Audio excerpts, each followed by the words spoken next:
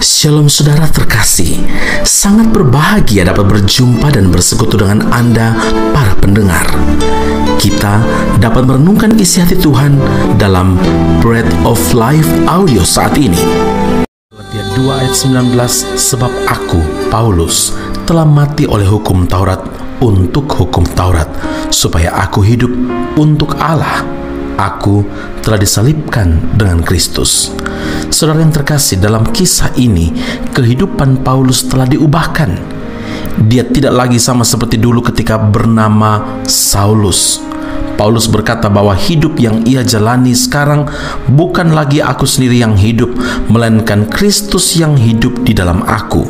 Dan hidupku yang kuhidupi sekarang di dalam daging adalah hidup oleh iman kepada Anak Allah yang telah mengasihi aku dan menyerahkan dirinya untuk aku.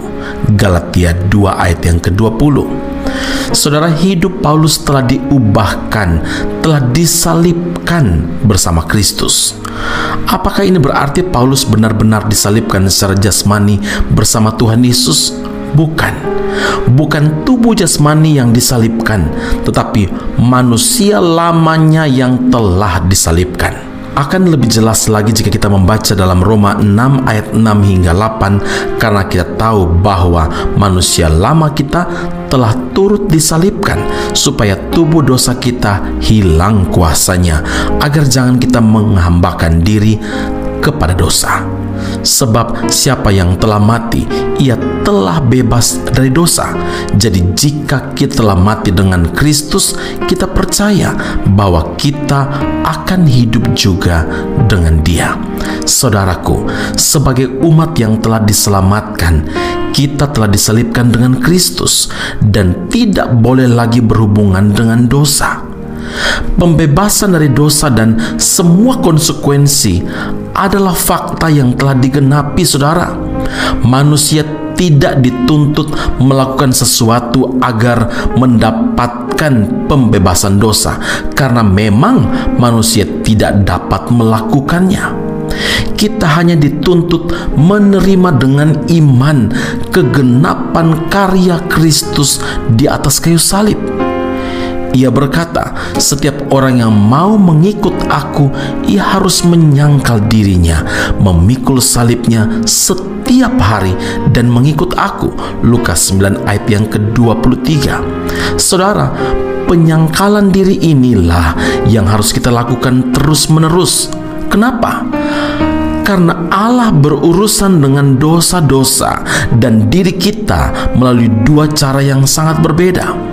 Menaklukkan dosa memerlukan beberapa saat saja, tapi menyangkal diri memerlukan waktu sepanjang hidup kita.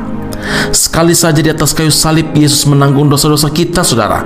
Sedangkan sepanjang hidup Kristus, Dia harus menyangkal dirinya. Kita harus meneladani dan mengikuti jejaknya Tuhan, sebab penyangkalan diri adalah pengalaman kita bersama dengan Kristus. Galatia 5 ayat 24, firman Tuhan berkata, barang siapa menjadi milik Kristus Yesus, ia telah menyalibkan daging dengan segala hawa nafsu dan keinginannya. Amin. Mari kita berdoa. Bapa di surga, terima kasih Tuhan Yesus untuk pencerahan yang Tuhan beri bagi kami. Kami hidup di dalam Tuhan Yesus, berarti semua kedagingan kami, manusia lama kami telah disalibkan. Dan karena itu Tuhan Yesus, kami harus hidup sesuai dengan apa yang Tuhan nyatakan dalam firman-Mu. Kami hidup, tetapi bukan kami hidup di dalam daging kami, tetapi kami hidup oleh iman kepada Anak Allah yang telah mengasihi kami, yang telah menyerahkan diri untuk kami. Kami hidup saat ini, tapi Kristus yang hidup di dalam kami. Kami mau Tuhan, supaya hidup kami diubahkan bagaimana Paulus diubahkan dan menyalibkan manusia lamanya. Kami pun mau mengikuti, mau meneladani bagaimana Paulus sungguh-sungguh menyangkal diri dan mengikut Tuhan Yesus secara total. Kami mau hidup di dalam Kristus dengan menyelipkan daging dengan segala hawa nafsu dan keinginannya, dan mengikuti jejak Tuhan, menyangkal diri, yaitu dengan hidup bersama dengan Tuhan Yesus setiap hari. Kami berdoa mengucap syukur, menyerahkan seluruh hidup kami dalam tangan-Mu, di dalam Kristus Yesus Tuhan dan Juru Selamat yang hidup. Kami berdoa dan mengucap syukur kepada Bapa di surga. Haleluya.